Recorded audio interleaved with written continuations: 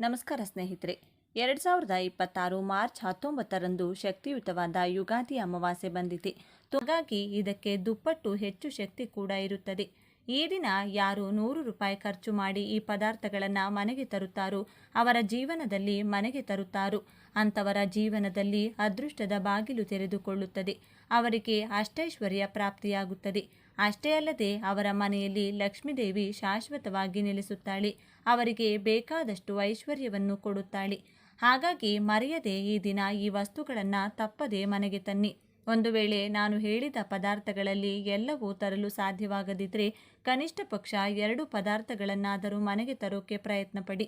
ಆ ಪದಾರ್ಥಗಳು ಯಾವುದು ಎಂದು ತಿಳಿಯೋದಕ್ಕೂ ಮುಂಚೆ ನೀವಿನ್ನು ನಮ್ಮ ಚಾನಲ್ನ ಸಬ್ಸ್ಕ್ರೈಬ್ ಮಾಡ್ಕೊಂಡಿಲ್ಲ ಅಂದರೆ ಖಂಡಿತ ಈಗಲೇ ಸಬ್ಸ್ಕ್ರೈಬ್ ಮಾಡ್ಕೊಳ್ಳಿ. ಹಾಗೆ ಈ ವಿಡಿಯೋ ಇಷ್ಟ ಆದರೆ ಮರೆಯದೆ ಒಂದು ಲೈಕ್ ಕೊಡಿ. ಎಲ್ಲರೂ ಭಕ್ತಿಯಿಂದ ಓಂ ಶ್ರೀ ಮಹಾಲಕ್ಷ್ಮಿ ನಮಃ ಅಂತ ಕಮೆಂಟ್ ಮಾಡಿ. ಸ್ನೇಹಿತರೆ, ಈ ದಿನ ಮಹಿಳೆಯರು ಸೂರ್ಯೋದಯಕ್ಕೆ ಮುನ್ನವೇ ಎದ್ದು ಸ್ನಾನ ಮಾಡಿ ಉಪವಾಸ ಮಾಡುವ ಪ್ರತಿಜ್ಞೆಯನ್ನು ಮಾಡುತ್ತಾರೆ. ಗಣೇಶನಿಗೆ ನಮಸ್ಕರಿಸಿ ಪಂಚಾಮೃತದೊಂದಿಗೆ ಗಂಗಾ ಜಲದಿಂದ ಭಗವಂತನಿಗೆ ಅಭಿಷೇಕ ಮಾಡಬೇಕು. ಈಗ ಶ್ರೀಗಂಧ, ಅಕ್ಷತೆ ಮತ್ತು ಹೂಗಳನ್ನು ಭಗವಂತನಿಗೆ ಅರ್ಪಿಸಿ ದೇವಸ್ಥಾನದಲ್ಲಿ ತುಪ್ಪದ ದೀಪವನ್ನು ಹಚ್ಚಿ ಪೂಜೆಯ ಸಮಯದಲ್ಲಿ ಹಣ್ಣುಗಳು, ಹೂಗಳು ಮತ್ತು ಸಿಹಿ ತಿಂಡಿಗಳನ್ನು ಅರ್ಪಿಸಲಾಗುತ್ತದೆ. ಇದರ ನಂತರ ಮಹಿಳೆಯರು ವ್ರತ ಕಥೆಯನ್ನು ಕೇಳುತ್ತಾರೆ. ಅವರು ಶಿವ, ಪಾರ್ವತಿ ಮತ್ತು ವಿಷ್ಣುವನ್ನು ಪೂಜಿಸುತ್ತಾರೆ. ಅಂತಿಮವಾಗಿ ಆರತಿ ಮತ್ತು ನೈವೇದ್ಯ ಅರ್ಪಿಸಿ ಪೂಜೆಯಲ್ಲಿ ತಿಳಿದು ಅಥವಾ ತಿಳಿದೆಯೋ ಮಾಡಿದ ತಪ್ಪುಗಳಿಗೆ ಕ್ಷಮೆಯನ್ನು ಕೇಳುತ್ತಾರೆ. ಈ ದಿನದ ವ್ರತವು ಪತಿಗೆ ದೀರ್ಘಾಯುಷ್ಯವನ್ನು ಕರುಣಿಸುತ್ತದೆ, ಕುಟುಂಬದಲ್ಲಿ ಸಂತೋಷ ಮತ್ತು ಸಮೃದ್ಧಿಯನ್ನು ತರುತ್ತದೆ ಎನ್ನುವ ನಂಬಿಕೆ ಇದೆ. ನೀವು ಈ ಪದಾರ್ಥಗಳನ್ನೇನಾದರೂ ಈ ದಿನ ಮನೆಗೆ ತಂದರೆ ನೀವು ಮುಟ್ಟಿದ್ದೆಲ್ಲವೂ ಚಿನ್ನವಾಗುವ ಸಾಧ್ಯತೆ ಇದೆ. ಕೂತು ತಿಂದರೂ ಕರಗದಷ್ಟು ಐಶ್ವರ್ಯ ನಿಮ್ಮ ಪಾಲಾಗುತ್ತದೆ. ನಾವೆಲ್ಲರೂ ಈ ದಿನ ತುಂಬ ಶಕ್ತಿ ಇದೆ ಎಂದು ನಂಬುತ್ತೇವೆ.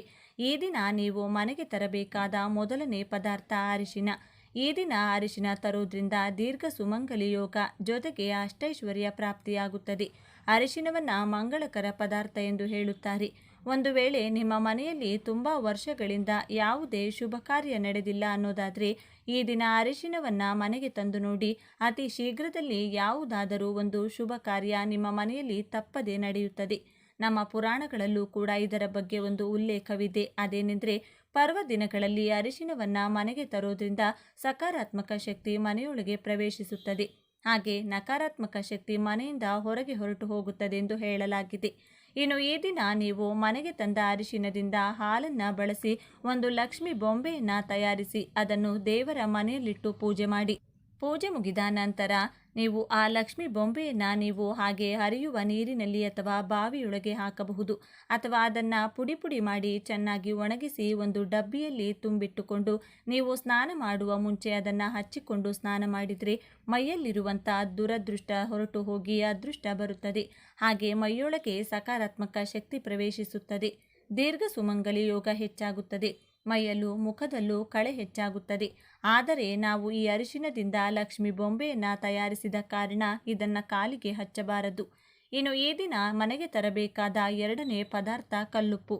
ಈ ದಿನ ಕಲ್ಲುಪ್ಪನ್ನು ಕೊಂಡುಕೊಂಡು ಮನೆಗೆ ತಂದರೆ ತುಂಬಾ ಒಳ್ಳೆಯದು. ಉಪ್ಪು ಲಕ್ಷ್ಮೀ ದೇವಿಗೆ ತುಂಬ ಇಷ್ಟ. ಉಪ್ಪು ಹಾಗೂ ಲಕ್ಷ್ಮೀದೇವಿ ಇಬ್ಬರು ಸಮುದ್ರದಿಂದಲೇ ಹುಟ್ಟಿರೋದ್ರಿಂದ ಉಪ್ಪು ಎಲ್ಲಿದ್ದರೆ ಲಕ್ಷ್ಮೀದೇವಿ ಅಲ್ಲಿರುತ್ತಾಳೆ ಎಂದು ಹೇಳುತ್ತಾರೆ. ಹಾಗಾಗಿ ಶುಕ್ರವಾರಗಳು, ಹುಣ್ಣಿಮೆ, ಅಮಾವಾಸ್ಯೆ, ಲಕ್ಷ್ಮಿ ಹಬ್ಬ ಮುಂತಾದ ದಿನಗಳಲ್ಲಿ ಮಹಾಲಕ್ಷ್ಮಿಯನ್ನು ನಿಮ್ಮ ಮನೆಗೆ ಆಹ್ವಾನಿಸಲು ತಪ್ಪದೆ ಕಲ್ಲುಪ್ಪನ್ನು ಮನೆಗೆ ತಂದುಕೊಳ್ಳಿ. ಈ ದಿನ ಈ ರೀತಿ ಕಲ್ಲುಪ್ಪನ್ನು ಮನೆಗೆ ತಂದು ನಿಮ್ಮ ದೇವರ ಮನೆಯಲ್ಲಿ ಇಟ್ಟುಕೊಂಡ್ರೆ ತಲೆಮಾರುಗಳವರೆಗೂ ಕರಗದಷ್ಟು ಆಸ್ತಿ ನಿಮ್ಮದಾಗುತ್ತದೆ. ಹಣಕ್ಕೆ ಯಾವಾಗಲೂ ಕೊರತೆ ಬರುವುದಿಲ್ಲ. ಹಣ ಪ್ರವಾಹದಂತೆ ಬರಲು ಅವಕಾಶಗಳು ಹುಟ್ಟಿಕೊಳ್ಳುತ್ತದೆ. ಹಿಂದಿನ ಕಾಲದವರು ಈ ದಿನ ಕಲ್ಲುಪ್ಪನ್ನು ಮನೆಗೆ ತಂದು ಅದನ್ನು ಮಣ್ಣಿನ ಮಡಕೆಯಲ್ಲಿ ತುಂಬಿ ಅದರೊಳಗೆ ಕೆಲವು ನಾಣ್ಯಗಳನ್ನು ಹಾಕಿ ದೇವರ ಮನೆಯಲ್ಲಿಡುತ್ತಿದ್ದರು. ಈಗಲೂ ಹಿರಿಯರು ಇರುವ ಮನೆಯಲ್ಲಿ ಇದನ್ನು ಮಾಡುತ್ತಾರೆ. ಮಾರ್ವಡಿಗಳು ಈ ಪರಿಹಾರವನ್ನು ಹೆಚ್ಚಾಗಿ ಮಾಡುತ್ತಾರೆ. ಅವರು ಈ ರೀತಿ ಉಪ್ಪನ್ನು ಅಂಗಡಿಯಲ್ಲಿ ಹಾಗೂ ಮನೆಗಳಲ್ಲಿ ಈ ದಿನ ಕೆಲವು ನಾಣ್ಯಗಳನ್ನು ಹಾಕಿಡುತ್ತಾರೆ. ಆದ್ದರಿಂದಲೇ ಮಾರ್ವಡಿಗಳ ಕೈಯಲ್ಲಿ ಯಾವಾಗಲೂ ಕೂಡ ಹಣ ಇರುತ್ತದೆ. ಉಪ್ಪಿನಲ್ಲಿ ಹಣ ಇಟ್ಟರೆ ಅದು ಬೆಳೆಯುತ್ತದೆ ಎಂದು ಪೂರ್ವ ಕಾಲದಿಂದಲೂ ಒಂದು ನಂಬಿಕೆ ಇದೆ. ತುಂಬ ಜನ ಸಂಬಳ ಬಂದ ತಕ್ಷಣ ಮೊದಲನೇ ದಿನ ಆ ಪೂರ್ತಿ ಹಣವನ್ನು ಒಂದು ಪೇಪರ್ನಲ್ಲಿ ಸುತ್ತಿ ಉಪ್ಪಿನ ಡಬ್ಬಿಯಲ್ಲಿಟ್ಟು ದೇವರ ಮನೆಯಲ್ಲಿ ಆ ಡಬ್ಬಿಯನ್ನು ಇಟ್ಟು ಬಿಡುತ್ತಾರೆ. ಉಪ್ಪಿನಲ್ಲಿ ನೀವು ಇಟ್ಟಿರುವಂತಹ ದುಡ್ಡಿಂದ ಮನೆಗೆ ಬೇಕಾದ ಯಾವುದೇ ಪದಾರ್ಥ ಅಥವಾ ವಸ್ತು ಕೊಂಡುಕೊಂಡಾಗ ಅದರಲ್ಲಿ ಒಂದೊಂದು ರೂಪಾಯಿ ಈ ದುಡ್ಡನ್ನು ಕೂಡ ಸೇರಿಸುತ್ತಾ ಬಂದರೆ ನೀವು ಮನೆಗೆ ತಂದಂತಹ ವಸ್ತು ತುಂಬ ದಿನ ಕೆಟ್ಟು ಹೋಗದೆ ಅಥವಾ ಹಾಳಾಗದೆ ಉಳಿಯುತ್ತದೆ. ಒಂದು ವೇಳೆ ಆ ದುಡ್ಡನ್ನು ನೀವು ಚಿನ್ನ ತರಲು ಬಳಸಿದರೆ ಆ ಚಿನ್ನವನ್ನು ಯಾವಾಗಲೂ ಅಡವಿಡುವ ಪರಿಸ್ಥಿತಿ ಬರುವುದಿಲ್ಲ. ಮತ್ತೆ ಮತ್ತೆ ಚಿನ್ನ ಕೊಂಡುಕೊಳ್ಳುವ ಅದೃಷ್ಟ ಬರುತ್ತದೆ. ಅಥವಾ ಆ ದುಡ್ಡನ್ನು ನೀವು ನಿಮ್ಮ ಬೀರು ಒಳಗೆ ಇಟ್ಟರೂ ಕೂಡ ನಿಮ್ಮ ಬೀರುನಲ್ಲಿ ಹಣ ಯಾವಾಗಲೂ ಖಾಲಿಯಾಗುವುದಿಲ್ಲ. ಪೂಜೆಯ ನಂತರ ಆ ಉಪ್ಪಿನಿಂದ ಮೊದಲು ಒಂದು ಹಿಡಿ ಉಪ್ಪನ್ನು ತೆಗೆದುಕೊಂಡು ಮಹಾಲಕ್ಷ್ಮಿಗೆ ದೃಷ್ಟಿ ತೆಗೆಯಿರಿ. ಬಳಿಕ ಮನೆಯಲ್ಲಿ ಎಲ್ಲರೂ ಒಂದೊಂದು ಹಿಡಿ ಉಪ್ಪನ್ನು ತೆಗೆದುಕೊಂಡು ದೃಷ್ಟಿ ತೆಗೆದುಕೊಳ್ಳಿ. ಕೊನೆಯದಾಗಿ ಒಂದು ಹಿಡಿ ಉಪ್ಪನ್ನು ಕೈಯಲ್ಲಿಡಿದುಕೊಂಡು ನಿಮ್ಮ ಮನೆಯ ಮುಖ್ಯ ದ್ವಾರದ ಮುಂದೆ ನಿಂತುಕೊಂಡು ನಿಮ್ಮ ಮನೆಗೆ ಕೂಡ ದೃಷ್ಟಿ ತೆಗೆಯಿರಿ. ಆ ರೀತಿ ದೃಷ್ಟಿ ತೆಗೆದಂತಹ ಉಪ್ಪನ್ನು ಯಾವುದಾದರೂ ನೀರು ಅಥವಾ ಯಾರೂ ತುಳಿಯದೇ ಇರುವಂಥ ಕಡೆ ಎಸೆದು ಬಿಡಿ. ಇನ್ನು ಉಳಿದಿರುವ ಉಪ್ಪನ್ನು ಅಡುಗೆಗೆ ಉಪಯೋಗಿಸಿ. ಪೂಜೆಗೆ ಬಳಸಿದ ಉಪ್ಪಾದ್ದರಿಂದ ಮಾಂಸಾಹಾರ ಪದಾರ್ಥಗಳಿಗೆ ಇದನ್ನು ಉಪಯೋಗಿಸಬೇಡಿ. ಇನ್ನು ಈ ದಿನ ನೀವು ಮನೆಗೆ ತರಬೇಕಾದ ಮೂರನೇ ಪದಾರ್ಥ ಬೆಲ್ಲ. ಈ ಮಹಾಲಕ್ಷ್ಮಿಗೆ ಬೆಲ್ಲ ಅಂದರೂ ಬೆಲ್ಲದಿಂದ ತಯಾರಿಸಿದ ಸಿಹಿ ಅಂದರೂ ತುಂಬ ಇಷ್ಟ. ಹಬ್ಬದ ದಿನಗಳಲ್ಲಿ ಬೆಲ್ಲವನ್ನು ಮನೆಗೆ ತಂದರೆ ತುಂಬ ಒಳ್ಳೆಯದು. ಹಬ್ಬದ ದಿನಗಳಲ್ಲಿ ಸಿಹಿ ಪದಾರ್ಥ ತಯಾರಿಸಬೇಕು ಎನ್ನುವುದಕ್ಕೆ ಇದು ಕೂಡ ಒಂದು ಕಾರಣವೇ. ಹಾಗಾದರೂ ಜನ ಮನೆಗೆ ಏಲಕ್ಕಿ ಬೆಲ್ಲ ತರುತ್ತಾರಲ್ಲ, ಅದಕ್ಕಾಗಿ ಈ ದಿನ ಬೆಲ್ಲವನ್ನು ಮನೆಗೆ ತರೋದ್ರಿಂದ ಅತಿ ಬೇಗನೆ ಸಿಹಿ ಸುದ್ದಿ ಕೇಳುತ್ತೀರಿ. ಇನ್ನು ನೀವು ಮನೆಗೆ ತಂದ ಬೆಲ್ಲದಲ್ಲಿ ಒಂದು ತುಂಡನ್ನು ಮಹಾಲಕ್ಷ್ಮಿಯ ಮುಂದೆ ಇಟ್ಟು ಉಳಿದಿರುವುದರಲ್ಲಿ ಯಾವುದಾದರೂ ಸಿಹಿ ನೈವೇದ್ಯ ತಯಾರಿಸಿ ದೇವಿಗೆ ಸಮರ್ಪಿಸಿ. ಇನ್ನು ನೀವು ಈ ದಿನ ಮನೆಗೆ ತರಬೇಕಾದ ನಾಲ್ಕನೇ ಪದಾರ್ಥ ಏಲಕ್ಕಿ. ಏಲಕ್ಕಿಯನ್ನು ಮನೆಗೆ ತರೋದ್ರಿಂದ ಅದೃಷ್ಟ ಐಶ್ವರ್ಯ ಬರುತ್ತದೆ. ನೀವು ಈ ರೀತಿ ತಂದ ಏಲಕ್ಕಿಯಿಂದ ಒಂದು ಹಾರವನ್ನು ತಯಾರಿಸಿ ಅದನ್ನು ಲಕ್ಷ್ಮೀ ದೇವಿ ಅಥವಾ ನಿಮ್ಮ ಮನೆಯಲ್ಲಿ ವೆಂಕಟೇಶ್ವರ ಸ್ವಾಮಿ ಫೋಟೋ ಇದ್ದರೆ ಅದಕ್ಕೆ ಹಾಕಿ. ಈ ಹಾರವನ್ನು ಒಂದು ವಾರದವರೆಗೂ ಫೋಟೋ ಮೇಲೆ ಹಾಕಿ ಬಿಡಬೇಕು. ವಾರದ ನಂತರ ಆ ಮಾಲೆಯನ್ನು ತೆಗೆದು ಏಲಕ್ಕಿಯನ್ನು ಬಿಡಿಸಿ ನಿಮ್ಮ ಪರ್ಸ್ ಒಳಗೆ ಬೀರು ಒಳಗೆ ಇಟ್ಕೊಂಡು ಉಳಿದಿರುವುದನ್ನು ಅಡುಗೆಗೆ ಬಳಸಿಕೊಳ್ಳಿ. ಇದು ಪೂಜೆಗೆ ಉಪಯೋಗಿಸಿರೋದ್ರಿಂದ ಮಾಂಸಾಹಾರ ಅಡುಗೆಗಳಿಗೆ ಬಳಸಬೇಡಿ. ಯಾವುದಾದರೂ ನೈವೇದ್ಯಕ್ಕೆ ಉಪಯೋಗಿಸಿದರೆ ಒಳ್ಳೆಯದು. ಇದೇ ಸ್ನೇಹಿತರೆ, ನೀವು ಈ ದಿನ ತರಬೇಕಾದಂಥ 4 ಪದಾರ್ಥಗಳು. ಬರೀ 100 ರೂಪಾಯಿಯಲ್ಲಿ ಈ 4 ಪದಾರ್ಥಗಳು ಕೂಡ ನಾವು ಮನೆಗೆ ತರಬಹುದು. 100 ರೂಪಾಯಿ ಖರ್ಚು ಮಾಡಿದರೆ ಒಂದು ವರ್ಷವಿಡೀ ಕೈ ತುಂಬ ಹಣ ಬರುತ್ತಾ ಇರುತ್ತದೆ. ಹಾಗಾಗಿ ಮರೆಯದೆ ಈ 4 ಪದಾರ್ಥಗಳನ್ನು ತಂದುಕೊಳ್ಳಿ. ಒಂದು ವೇಳೆ ಯಾವುದಾದರೂ ಕಾರಣದಿಂದ 4 ಪದಾರ್ಥಗಳು ತರಲು ಸಾಧ್ಯವಾಗದಿದ್ದರೆ ಕನಿಷ್ಠ ಪಕ್ಷ 2 ಪದಾರ್ಥಗಳನ್ನಾದರೂ ತಪ್ಪದೇ ತಂದುಕೊಳ್ಳಿ. ಈ ವಿಡಿಯೋ ನಿಮಗೆ ಇಷ್ಟ ಆದರೆ ಲೈಕ್ ಮಾಡಿ, ಶೇರ್ ಮಾಡಿ. ಇಂಥ ಹೆಚ್ಚಿನ ಉತ್ತಮ ಮಾಹಿತಿಗಳಿಗಾಗಿ ತಪ್ಪದೇ ನಮ್ಮ ಚಾನಲ್ನ ಸಬ್ಸ್ಕ್ರೈಬ್ ಮಾಡ್ಕೊಳ್ಳಿ. 2026 ಮಾರ್ಚ್ 19ರಂದು ಶಕ್ತಿಯುತವಾದ ಯುಗಾದಿ ಅಮಾವಾಸ್ಯೆ ಬಂದಿದೆ. ತುಂಬಾ ಶಕ್ತಿಯುತವಾದ ಈ ದಿನದಂದು ನೀವು ನಿಮ್ಮ ಮನೆಯಲ್ಲಿ ಈ ನೀರನ್ನು ಚೆಲ್ಲಿದ್ರೆ ಸಾಕು, ಕಡು ಬಡವರಾಗಿದ್ದರೂ ರಾಜ್ಯವನ್ನು ಆಳ್ತೀರಾ. ಅಂದರೆ ಅಷ್ಟೊಂದು ಶ್ರೀಮಂತರಾಗ್ತೀರಿ ಅಂತ ಅರ್ಥ. ನಿಮ್ಮ ಮನೆಯಲ್ಲಿ ಯಾವುದಾದರೂ ದುಷ್ಟಶಕ್ತಿಗಳು, ದರಿದ್ರ, ಕಷ್ಟ, ನಷ್ಟ, ಪೀಡೆ, ಪಿಶಾಚಿ, ದೃಷ್ಟಿದೋಷ ಮುಂತಾದವು ಇದ್ದರೆ ಅದೆಲ್ಲವೂ ಕೂಡ ಈ ನೀರು ಚೆಲ್ಲುವ ಮೂಲಕ ಮನೆಯಿಂದ ಓಡಿ ಹೋಗುತ್ತದೆ. ಇದರಿಂದ ನಿಮ್ಮ ಜೀವನವೇ ಬದಲಾಗುತ್ತದೆ. ನೀವು ಬೇಡ ಅಂದರೂ ನಿಮ್ಮ ಮನೆಗೆ ಹಣ ಬರುತ್ತಿರುತ್ತದೆ. ಮನೆಯಲ್ಲಿ ಯಾರಿಗಾದರೂ ದೃಷ್ಟಿಯಾಗಿದ್ದರೆ ಅದು ಕೂಡ ಹೊರಟು ಹೋಗುತ್ತದೆ. 100 ವರ್ಷಗಳ ಕಾಲ ಆರೋಗ್ಯವಾಗಿ ಬದುಕುತ್ತೀರಿ. ಹಾಗಾದರೆ ಆ ಶಕ್ತಿಯುತವಾದ ದಿವ್ಯ ನೀರು ಯಾವುದು ಎಂದು ಈಗ ನಾವು ನೋಡೋಣ. ಆದರೆ ಅದಕ್ಕೂ ಮುಂಚೆ ನೀವಿನ್ನೂ ನಮ್ಮ ಚಾನಲ್ನ ಸಬ್ಸ್ಕ್ರೈಬ್ ಮಾಡಿಕೊಂಡಿಲ್ಲ ಅಂದರೆ ಖಂಡಿತ ಈಗಲೇ ಸಬ್ಸ್ಕ್ರೈಬ್ ಮಾಡ್ಕೊಳ್ಳಿ. ಹಾಗೆ ಈ ವಿಡಿಯೋ ಇಷ್ಟ ಆದರೆ ಮರೆಯದೆ ಒಂದು ಲೈಕನ್ನು ಕೊಡಿ. ಎಲ್ಲರೂ ಭಕ್ತಿಯಿಂದ ಓಂ ಶ್ರೀ ಮಹಾಲಕ್ಷ್ಮಿ ನಮಃ ಅಂತ ಕಮೆಂಟ್ ಮಾಡಿ. ನಮ್ಮ ಸನಾತನ ಧರ್ಮದ ಪ್ರಕಾರ ಮನುಷ್ಯರು ಇಷ್ಟ ಬಂದಾಗ ಸಮುದ್ರ ಸ್ನಾನ ಮಾಡುವಂತಿಲ್ಲ. ಖಂಡಿತವಾಗಿಯೂ ಮಾಡಬೇಕಾದ ಕೆಲಸಗಳಲ್ಲಿ ಅಥವಾ ವಿಧಿಗಳಲ್ಲಿ ಸಮುದ್ರ ಸ್ನಾನ ಕೂಡ ಈ ದಿನ ಎಂದು ಕೆಲವು ಅಳಲೆ ಕಾಯಿಲೆಗಳನ್ನು ಸಮುದ್ರದಲ್ಲಿ ಎಸೆದು ಸಮುದ್ರದ ನೀರಿನಲ್ಲಿ ಸ್ನಾನ ಮಾಡೋದ್ರಿಂದ ಪೂರ್ತಿಯಾಗಿ ಆ ವ್ಯಕ್ತಿಗಿರುವಂತಹ ಪೂರ್ತಿಯಾಗಿ ನರದೃಷ್ಟಿ ಹೊರಟು ಹೋಗುತ್ತದೆ. ಇನ್ನು ಜೀವನದಲ್ಲಿ ಎಂದೂ ಕೂಡ ಆ ವ್ಯಕ್ತಿಗೆ ನರದೃಷ್ಟಿ ತಗುಲುವುದಿಲ್ಲ ಎಂದು ನಮ್ಮ ಶಾಸ್ತ್ರಗಳು ಹೇಳುತ್ತಿದೆ.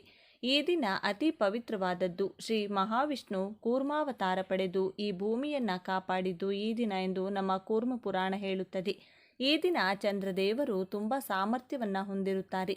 ನಮ್ಮ ಮನಸ್ಸಿನ ಮೇಲೆ ಚಂದ್ರನ ಪ್ರಭಾವ ಗಣನೀಯವಾಗಿ ಈ ದಿನ ಇರುತ್ತದೆ. ಇದೇ ದಿನದಂದು ಈ ಅವತಾರದ ಬಗ್ಗೆ ಅಷ್ಟೊಂದು ಜನರಿಗೆ ಗೊತ್ತಿಲ್ಲ. ಶಿವಾಲಯದ ಗರ್ಭಗುಡಿಯ ಮುಂದೆ ಎಡ ಹಾಗೂ ಬಲಗಡೆ 2 ಶರಭೇಶ್ವರನ ವಿಗ್ರಹಗಳನ್ನು ಪ್ರತಿಷ್ಠಾಪನೆ ಮಾಡಿರುವುದು ನೀವು ಶಿವ ದೇವಾಲಯಗಳಲ್ಲಿ ನೋಡಬಹುದು. ಇನ್ನು ಅತಿ ಪವಿತ್ರವಾದ ಈ ದಿನ ಎಂದು ಸಂಜೆ 6 ಗಂಟೆಯಿಂದ ರಾತ್ರಿ 12 ಗಂಟೆಯ ಒಳಗೆ ನೀವು ನಿಮ್ಮ ದೇವರ ಮನೆಯಲ್ಲಿ ಶಿವ ಪಾರ್ವತಿಯ ಫೋಟೋ ಮುಂದೆ 2 ಅರಳಿ ಎಲೆಗಳನ್ನು ಇಡಬೇಕು. ಆ ಎಲೆಗಳಿಗೆ ಅರಿಶಿನ ಕುಂಕುಮದ ಬೊಟ್ಟುಗಳನ್ನು ಇಡಬೇಕು. ಇನ್ನು ಆ ಎಲೆಗಳ ಮೇಲೆ 2 ಮಣ್ಣಿನ ದೀಪಗಳನ್ನು ಇಟ್ಟು ಒಂದೊಂದು ದೀಪದಲ್ಲಿ 5 ಬತ್ತಿಗಳನ್ನು ಇಡಬೇಕು. ದೀಪದಲ್ಲಿ ಎಳ್ಳೆಣ್ಣೆ ಹಾಕಬೇಕು. ದೀಪವನ್ನು ಆರತಿ ಅಥವಾ ಅಗರಬತ್ತಿಯಿಂದ ಹಚ್ಚಬೇಕು. ಈ ರೀತಿ ದೀಪ ಹಚ್ಚುವಾಗ ನೀವು ಮನಸ್ಸಿನಲ್ಲಿ ಓಂ ನಮಃ ಶಿವಾಯ ಅಥವಾ ಓಂ ನಮೋ ನಾರಾಯಣಾಯ ಎಂಬ ಮಂತ್ರವನ್ನು ಜಪ ಮಾಡಬೇಕು. ಅದರ ನಂತರ ದೇವರ ಮನೆಯಲ್ಲಿ ಉತ್ತರದ ಕಡೆ ಮುಖ ಮಾಡಿ ಕುಳಿತುಕೊಂಡು ಓಂ ನಮಃ ಶಿವಾಯ ಅಥವಾ ಓಂ ನಮೋ ನಾರಾಯಣ ಎಂಬ ಈ ಮಂತ್ರವನ್ನು 21 ಸಲ ಜಪ ಮಾಡಿ ದೇವರಿಗೆ ನಮಸ್ಕಾರ ಮಾಡಿಕೊಂಡು ನಿಮ್ಮ ಮನಸ್ಸಿನಲ್ಲಿರುವ ಕೋರಿಕೆಯನ್ನು ಹೇಳಬೇಕು. ಅಥವಾ ನೀವು ಈ 2 ಮಂತ್ರಗಳನ್ನು ಕೂಡ ತಲಾ 21 ಸಲ ಹೇಳಬಹುದು. ಈ ರೀತಿ ನಾಳೆ ಯಾರು ಮಾಡ್ತಾರೋ ಅವರ ದೆಸೆ ಬದಲಾಗಿ ರಾಜಯೋಗ ಅವರ ಕೈ ಹಿಡಿಯುತ್ತದೆ. ಶಿವ ಪಾರ್ವತಿಯರ ಆಶೀರ್ವಾದ ನಿಮಗೆ ನೇರವಾಗಿ ಸಿಗುತ್ತದೆ. ನಿಮ್ಮ ಮನೆಯಲ್ಲಿರುವ ಕಷ್ಟ, ನಷ್ಟ, ದರಿದ್ರ, ದುಃಖ ಎಲ್ಲವೂ ಕೂಡ ಆ ದೀಪದ ಕಾಂತಿಯಲ್ಲಿ ಸುಟ್ಟು ಬೂದಿಯಾಗುತ್ತದೆ. ಬಿಸಿಲು ಹೆಚ್ಚಾಗಿರುವ ಈ ತಿಂಗಳಿನಲ್ಲಿ ಮಜ್ಜಿಗೆ, ಮೊಸರನ್ನ, ಮಡಿಕೆಯಲ್ಲಿರುವಂಥ ನೀರು, ಅಂಬಲಿ, ಚಪ್ಪಲಿ, ಕೊಡೆ, ಬೀಸಣಿಗೆ ಮುಂತಾದವುಗಳನ್ನು ದಾನ ಮಾಡಿದರೆ ಮಹಾಪುಣ್ಯ ಬರುತ್ತದೆ. ಲಕ್ಷ್ಮೀ ದೇವಿಯನ್ನು ಒಲಿಸಿಕೊಳ್ಳಲು ತುಂಬ ಉತ್ತಮವಾದ ಈ ದಿನ ಇಂದು ಉಪವಾಸ ಇದ್ದು ಪುಣ್ಯ ಸ್ನಾನ ಮಾಡುವುದು ಮತ್ತು ದಾನ ಮಾಡುವುದು ತುಂಬ ಶುಭ ಕೊಡುತ್ತದೆ. ಮಹಾವಿಷ್ಣು ಹಾಗೂ ಮಹಾಲಕ್ಷ್ಮಿಯನ್ನು ಪೂಜಿಸಬೇಕು. ನಾಳೆ ಕೆಲವು ಪ್ರತ್ಯೇಕವಾದ ವಸ್ತುಗಳನ್ನು ದಾನ ಮಾಡಿದರೆ ಆ ವ್ಯಕ್ತಿ ಎಲ್ಲ ವಿಷಯದಲ್ಲೂ ಎಲ್ಲ ಕ್ಷೇತ್ರಗಳಲ್ಲೂ ಅಭಿವೃದ್ಧಿ ಪಡೆಯುತ್ತಾನೆ. ಆರ್ಥಿಕ ಸಮಸ್ಯೆಗಳಿಂದ ವಿಮುಕ್ತಿ ಪಡೆಯುತ್ತಾನೆ. ಈ ದಿನ ಇಂದು ನೀವು ತೆಗೆದುಕೊಳ್ಳುವ ಕೆಲವು ನಿರ್ಣಯಗಳು ನಿಮ್ಮ ಜೀವನದಲ್ಲಿರುವ ಸಮಸ್ಯೆಗಳನ್ನು, ವಿಘ್ನಗಳನ್ನು ನಿವಾರಣೆ ಮಾಡಿ ಸುಖ ಶಾಂತಿಯನ್ನು ಕೊಡುತ್ತದೆ. ಆರ್ಥಿಕ ಸಮಸ್ಯೆಗಳು ನಿವಾರಣೆಯಾಗಲು ಈ ದಿನ ಲಕ್ಷ್ಮೀ ದೇವಿಗೆ ಅರಿಶಿನ ಕೊಂಬುಗಳನ್ನು ಸಮರ್ಪಿಸಬೇಕು. ಪೂಜೆಯ ನಂತರ ಇವುಗಳನ್ನು ಕೆಂಪು ಬಟ್ಟೆಯಲ್ಲಿ ಸುತ್ತಿ ಭದ್ರವಾಗಿಟ್ಟುಕೊಳ್ಳಬೇಕು. ಇದು ನಿಮ್ಮ ಆರ್ಥಿಕ ಸಮಸ್ಯೆಯನ್ನು ನಿವಾರಣೆ ಮಾಡುತ್ತದೆ. 1 ವರ್ಷದ ನಂತರ ಮತ್ತೆ ಬರುವ ಈ ದಿನ ಇದನ್ನು ಬದಲಾಯಿಸಿ ಹಳೆಯದನ್ನು ಹರಿಯುವ ನೀರಿನಲ್ಲೆಸೆಯಬೇಕು. ಇದು ಲಕ್ಷ್ಮಿಯ ಆಶೀರ್ವಾದವನ್ನು ನಿಮಗೆ ಕೊಡುತ್ತದೆ. ಧನಲಾಭ ಮತ್ತು ಲಕ್ಷ್ಮೀ ದೇವಿಯ ಅನುಗ್ರಹ ಪಡೆಯಲು ಈ ದಿನ ಇಂದು ಪೊರಕೆಯನ್ನು ಯಾರಿಗಾದರೂ ದಾನ ಕೊಡಬೇಕು. ಪೊರಕೆ ಸಾಮಾನ್ಯವಾಗಿ ಯಾರಿಗೂ ಕೊಡಬಾರದು ಅಂತ ಹೇಳ್ತಾರೆ. ಆದರೆ ಈ ಒಂದು ದಿನ ಮಾತ್ರ ನೀವು ಯಾರಿಗಾದರೂ ಪೊರಕೆ ದಾನ ಮಾಡಬಹುದು. ಪವಿತ್ರವಾದ ದಿನಗಳಲ್ಲಿ ಗಂಗಾ ನದಿ ಮುಂತಾದ ಪುಣ್ಯ ನದಿಗಳಲ್ಲಿ ಸ್ನಾನ ಮಾಡಿದರೆ ಜೀವನದಲ್ಲಿರುವ ಕಷ್ಟಗಳೆಲ್ಲವೂ ಹೊರಟು ಹೋಗುತ್ತದೆ. ಗಂಗಾ ನದಿಯಲ್ಲಿ ಅಥವಾ ಪುಣ್ಯ ನದಿಗಳಲ್ಲಿ ಸ್ನಾನ ಮಾಡಲು ಸಾಧ್ಯವಾಗದವರು ಮನೆಯಲ್ಲಿ ಸ್ನಾನ ಮಾಡುವ ನೀರಿನಲ್ಲಿ ಸ್ವಲ್ಪ ಗೋಮೂತ್ರ ಅಥವಾ ಗಂಗಾ ಜಲ ಬೆರೆಸಿಕೊಂಡು ಕೂಡ ಸ್ನಾನ ಮಾಡಬಹುದು. ಕುಡಿಯುವ ನೀರು ಯಾರಿಗಾದರೂ ದಾನವಾಗಿ ಕೊಟ್ಟರೆ ಪಿತೃದೋಷಗಳಿಂದ ವಿಮುಕ್ತಿ ಪಡೆಯಬಹುದು.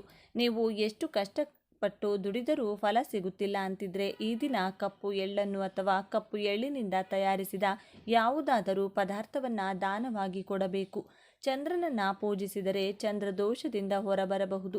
ಮಾನಸಿಕ ಪ್ರಶಾಂತತೆ ಸಿಗುತ್ತದೆ. ಕೆಲಸಗಳಲ್ಲಿ ವಿಘ್ನಗಳು ಬರುವುದಿಲ್ಲ. ನೀವೇನಾದರೂ ಇವತ್ತು ದಾನ ಮಾಡಬೇಕು ಅಂದ್ಕೊಂಡ್ರೆ ಪೂಜೆಯ ನಂತರ ಮಾತ್ರ ಮಾಡಬೇಕು. ಪೂಜೆಗೂ ಮೊದಲು ಮಾಡಬೇಡಿ. ಪಿತೃದೋಷ ಹೆಚ್ಚಾಗಿದೆ ಎಂದು ಬಾಧೆ ಪಡುವವರು ಕಪ್ಪು ಎಳ್ಳು ಬೆರೆಸಿದಂಥ ನೀರನ್ನು ಅರಳಿ ಮರಕ್ಕೆ ಹಾಕಬೇಕು. ಶನಿದೋಷದಿಂದ ಬಾಧೆ ಪಡುವವರು ಅರಳಿ ಮರವನ್ನು ಪೂಜೆ ಮಾಡಬೇಕು. ಅರಳಿ ಮರಕ್ಕೆ ಹಾಲು ಮತ್ತು ನೀರನ್ನು ಸಮರ್ಪಿಸಿದರೆ ನೀವು ಮಾಡುವ ಪ್ರತಿ ಕೆಲಸದಲ್ಲೂ ಗೆಲುವು ಸಿಗುತ್ತದೆ. ಸೂರ್ಯೋದಯಕ್ಕೂ ಮುಂಚೆ ಎದ್ದು ಯಾರು ಸ್ನಾನ ಮಾಡ್ತಾರೋ ಅವರಿಗೆ ಉತ್ತಮ ಜೀವನ ಪ್ರಾಪ್ತಿಯಾಗುತ್ತದೆ. ಸೂರ್ಯೋದಯಕ್ಕೂ ಮುಂಚೆ ಎದ್ದು ಸ್ನಾನ ಮಾಡಿ ಅರಳಿ ಮರಕ್ಕೆ ಒಂದು ದೊಡ್ಡ ಚೊಂಬಿನ ತುಂಬ ನೀರನ್ನು ಸಮರ್ಪಿಸಿ ಪ್ರದಕ್ಷಿಣೆ ಮಾಡಿದರೆ ನಿಮ್ಮ ಪೂರ್ವಿಕರೆಲ್ಲರೂ ಸಂತೋಷಿಸಿ ನಿಮ್ಮನ್ನು ಆಶೀರ್ವದಿಸುತ್ತಾರೆ. ಇನ್ನು ಅತಿ ಪವಿತ್ರವಾದ ಈ ದಿನ ಇಂದು ನೀವು ನೆಲ್ಲಿಕಾಯಿ ಗಿಡವನ್ನಾಗಲಿ ಅಥವಾ ಬೇವಿನ ಮರವನ್ನಾಗಲಿ ಮುಟ್ಟಿದರೆ ಸಾಕು, ಜನ್ಮಾಂತರದ ಪಾಪಗಳೆಲ್ಲವೂ ವಿಮುಕ್ತಿಯಾಗುತ್ತವೆ. ಈ ವಿಶೇಷ ಎನ್ನುವುದು ಮಹಾವಿಷ್ಣು, ಮಹಾಲಕ್ಷ್ಮಿ ಮತ್ತು ಮಹಾಶಿವನಿಗೆ ತುಂಬ ಇಷ್ಟವಾದಂತಹ ದಿನ. ನೀವು ನೆಲ್ಲಿಕಾಯಿ ಗಿಡವನ್ನು ಮುಟ್ಟೋದ್ರಿಂದ ನಿಮ್ಮ ಮೈಯಲ್ಲಿರುವ ದೋಷಗಳೆಲ್ಲ ಆ ಗಿಡ ಎಳೆದುಕೊಂಡು ಸಕಾರಾತ್ಮಕ ಶಕ್ತಿಯನ್ನು ನಿಮ್ಮ ದೇಹದಲ್ಲಿ ಪ್ರವೇಶ ಮಾಡುತ್ತದೆ. ತ್ರಿಮೂರ್ತಿಗಳ ಆಶೀರ್ವಾದ ಪಡೆದುಕೊಳ್ಳಲು ನೀವು ಬೇವು ಅಥವಾ ನೆಲ್ಲಿಕಾಯಿ ಗಿಡವನ್ನು ಮುಟ್ಟಿ ನಮಸ್ಕಾರ ಮಾಡಿಕೊಳ್ಬೇಕು. ಬೇವಿನ ಮರ ಮುಟ್ಟೋದ್ರಿಂದ ನಿಮಗೆ ಅದೃಷ್ಟ ಒಲಿಯುತ್ತದೆ. ತುಂಬ ವರ್ಷಗಳಿಂದ ನೀವು ಅನುಭವಿಸುತ್ತಿರುವ ಕಷ್ಟಗಳು ನಾಳೆಗೆ ಕೊನೆಯಾಗುತ್ತದೆ. ಇನ್ನು ನೆಲ್ಲಿಕಾಯಿ ಗಿಡ ಅಥವಾ ಬೇವಿನ ಗಿಡ ಕಾಣಿಸಿದರೆ ಮೊದಲು ಅದಕ್ಕೆ ನೀರು ಹಾಕಿ ಮರದ ಸುತ್ತ ಪ್ರದಕ್ಷಿಣೆ ಹಾಕಿ ಸ್ವಲ್ಪ ಹೊತ್ತು ಮರದ ಮುಂದೆ ಕುಳಿತುಕೊಂಡು ಓಂ ನಮಃ ಶಿವಾಯ ಅಥವಾ ಓಂ ನಮೋ ನಾರಾಯಣಾಯ ಅಥವಾ 2 ಮಂತ್ರಗಳನ್ನು ಕೂಡ 11 ಅಥವಾ 21 ಸಲ ಹೇಳಿ ಮನೆಗೆ ಬಂದರೆ ನಿಮಗೆ ತುಂಬ ಪ್ರಯೋಜನಗಳು ಸಿಗುತ್ತದೆ. ರಾಜಯೋಗ ಕೂಡ ಬರುತ್ತದೆ. ಇನ್ನು ಅತಿ ಮುಖ್ಯವಾದ ವಿಷಯಕ್ಕೆ ಬಂದರೆ ಈ ನೀರನ್ನು ಯಾರು ಮನೆಯಲ್ಲಿ ಚೆಲ್ತಾರೋ ಅವರಿಗೆ ಬರುವಂಥ ಅದೃಷ್ಟ ಮಾತಿನಲ್ಲಿ ವರ್ಣಿಸಲು ಸಾಲುವುದಿಲ್ಲ. ರಾಜಯೋಗ, ಲಕ್ಷ್ಮಿ ಯೋಗ, ಧನಯೋಗ ಈ ರೀತಿ ಬೇಕಾದಷ್ಟು ಯೋಗಗಳು ನಿಮ್ಮ ಸ್ವಂತವಾಗುತ್ತದೆ. ಈ ನೀರನ್ನು ಸಂಜೆ 6 ಗಂಟೆಯಿಂದ ರಾತ್ರಿ 12 ಗಂಟೆ ಮಧ್ಯದಲ್ಲಿ ಚೆಲ್ಲಬೇಕು. ಇನ್ನು ಈ ನೀರು ತಯಾರಿಸಲು ತಾಮ್ರದ ಪಾತ್ರೆ ಅಥವಾ ಬೆಳ್ಳಿ ಪಾತ್ರೆ ಉಪಯೋಗಿಸಬೇಕು. ಪಾತ್ರೆಯಲ್ಲಿ ಬೇಕಾದಷ್ಟು ನೀರನ್ನು ತೆಗೆದುಕೊಂಡು ಸ್ವಲ್ಪ ಅರಿಶಿನ, ಸ್ವಲ್ಪ ಗಂಗಾಜಲ, 1 ಕರ್ಪೂರದ ಬಿಲ್ಲೆ ಕುಟ್ಟಿ ಹಾಕಿ ಸ್ವಲ್ಪ ಬೇವಿನ ಎಲೆ ಹಾಗೂ ತುಳಸಿ ಎಲೆ ಕುಟ್ಟಿ ಮಾಡಿದಂಥ ಪೇಸ್ಟ್ ಇವಿಷ್ಟನ್ನು ನೀರಿನಲ್ಲಿ ಚೆನ್ನಾಗಿ ಬೆರೆಸಿಕೊಳ್ಳಬೇಕು. ಬಳಿಕ ಆ ನೀರನ್ನು ಬೇವಿನ ಎಲೆಗಳ ಸಹಾಯದಿಂದ ಮನೆಯಲ್ಲಿ ಪ್ರತಿ ಜಾಗದಲ್ಲೂ ಯಾವ ಮೂಲೆ ಕೂಡ ಬಿಡದಂತೆ ಎಲ್ಲ ಕಡೆ ಚಿಮುಕಿಸುತ್ತಾ ಬನ್ನಿ. ನೆಲದ ಮೇಲೆ ಕಬೋರ್ಡ್ಗಳ ಒಳಗೆ, ಬಾತ್ರೂಮ್ ಒಳಗೆ, ಮನೆಯಲ್ಲಿ ಸೈಕಲ್, ಬೈಕ್, ಕಾರು ಮುಂತಾದ ವಾಹನಗಳಿದ್ರೆ ಅದರ ಮೇಲೆ ಮತ್ತು ಗೋಡೆಗಳ ಮೇಲೂ ಕೂಡ ಚಿಮುಕಿಸಬೇಕು. ಕೊನೆಯಲ್ಲಿ ಉಳಿದ ನೀರನ್ನು ಬಾಗಿಲ ಹೊರಗಡೆ ನಿಂತುಕೊಂಡು ಮನೆಗೆ ದೃಷ್ಟಿ ತೆಗೆದು ಆ ನೀರನ್ನು ನಿಮ್ಮ ಹೊಸಿಲಿನ ಮೇಲೆ ಚೆಲ್ಲಬೇಕು. ಹೊಸಿಲು ಇರದಿದ್ದರೆ ಮನೆ ಮುಂದೆ ಚೆಲ್ಲಿದರೂ ಸರಿ ಹೋಗುತ್ತದೆ. ಈ ಪರಿಹಾರವನ್ನು ನೀವು ಪೂಜೆಯ ನಂತರ ಮಾತ್ರ ಮಾಡಬೇಕು. ರಾತ್ರಿ 12 ಗಂಟೆಯ ಒಳಗಡೆ ಮಾಡಬೇಕು. ನೀವು ಈ ನೀರನ್ನು ದೇವರ ಮನೆಯಲ್ಲಿಟ್ಟು ಮೊದಲು ಪೂಜೆ ಮಾಡಿ ಪೂಜೆ ಮುಗಿದ ಮೇಲೆ ಆ ನೀರಿನಿಂದ ನಾನು ಹೇಳಿದಂತೆ ಮಾಡಬೇಕು. ಈ ರೀತಿ ಮಾಡಿದರೆ ನಿಮ್ಮ ಮನೆಯ ಯಾವ ಮೂಲೆಯಲ್ಲೂ ಕೂಡ ನಕಾರಾತ್ಮಕ ಶಕ್ತಿಯಾಗಲಿ, ದರಿದ್ರ ದೇವತೆಯಾಗಲಿ, ನರದೃಷ್ಟಿ, ಕಣ್ಣು ದೃಷ್ಟಿ ದೋಷಗಳು ಯಾವುದೂ ಕೂಡ ಇರುವುದಿಲ್ಲ. ಎಲ್ಲ ದರಿದ್ರ ಮನೆಯಿಂದ ಹೊರಗೆ ಹೋದರೆ ದೇವತೆಗಳು ಮನೆಯಲ್ಲಿ ಸಂತೋಷವಾಗಿ ಕಾಲಿಡುತ್ತಾರೆ. ಈ ದಿನ ತಪ್ಪದೇ ಮನೆ ಬಾಗಿಲಿನ ಮುಂದೆ 2 ದೀಪಗಳನ್ನು ಹಚ್ಚಿಡಿ. ನಾವು ಈ ಪರಿಹಾರ ಮಾಡ್ತಿರೋದ್ರಿಂದ ಮಹಾಲಕ್ಷ್ಮಿ ನಿಮ್ಮ ಮನೆಗೆ ಕಾಲಿಡುತ್ತಾಳೆ. ಒಮ್ಮೆ ಮಹಾಲಕ್ಷ್ಮಿ ಮನೆಗೆ ಬಂದರೆ ಇನ್ನು ನಿಮ್ಮ ಕುಟುಂಬದಲ್ಲಿ ಯಾವ ಕಷ್ಟ, ನಷ್ಟ, ದರಿದ್ರ, ದುಃಖ, ಅನಾರೋಗ್ಯ ಇರುವುದಿಲ್ಲ. ಜೀವನದಲ್ಲಿ ಬರೀ ಸುಖ ಮಾತ್ರ ಮನೆ ಮಾಡಿಕೊಳ್ಳುತ್ತದೆ. ನೋಡಿದ್ರಲ್ಲ ಸ್ನೇಹಿತರೆ, ಸಿಂಪಲ್ ಆಗಿ ಮಾಡುವಂತಹ ಈ ಪರಿಹಾರವನ್ನು ತಪ್ಪದೆ ಎಲ್ಲ ಗೃಹಿಣಿಯರು ಕೂಡ ಮನೆಯಲ್ಲಿ ಮಾಡಿಕೊಂಡು ಇದರ ಉಪಯೋಗವನ್ನು ಪಡೆದುಕೊಳ್ಳಿ. ಈ ವಿಡಿಯೋ ನಿಮಗೆ ಇಷ್ಟ ಆದರೆ ಲೈಕ್ ಮಾಡಿ, ಶೇರ್ ಮಾಡಿ. ಇಂಥ ಹೆಚ್ಚಿನ ಉತ್ತಮ ಮಾಹಿತಿಗಳಿಗಾಗಿ ತಪ್ಪದೆ ನಮ್ಮ ಚಾನಲ್ನ ಸಬ್ಸ್ಕ್ರೈಬ್ ಮಾಡಿಕೊಳ್ಳಿ. ನಾಳೆ ಮತ್ತೊಂದು ವಿಡಿಯೋದೊಂದಿಗೆ ಪುನಃ ಭೇಟಿಯಾಗೋಣ. ಧನ್ಯವಾದಗಳು.